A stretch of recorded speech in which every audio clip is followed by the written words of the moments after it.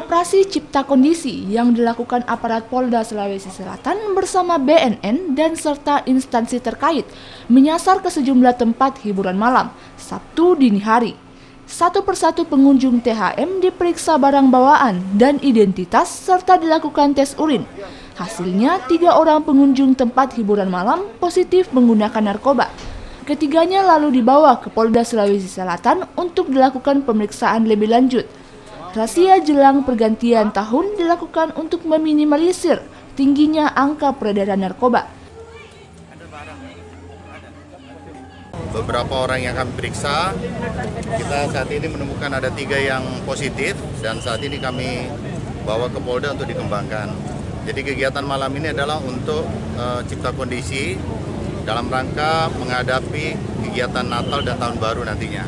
Diharapkan pada kegiatan Natal dan Tahun Baru kita sudah bisa mengantisipasi mungkin peredaran narkoba, kemudian peredaran miras yang mungkin berlebihan atau apa gitu, kemudian yang tanpa izin. Karena kami di sini bersama Dinas Perizinan dari Wali Kota, kemudian dari Badan POM juga ada, dari BNN juga ada, dari Provos TNI juga ada, Provos Polri juga ada, ikut mengawasi sama-sama kegiatan malam hari ini. Ada berapa titik lokasi yang dilakukan operasi? Saat ini ada 6 lokasi.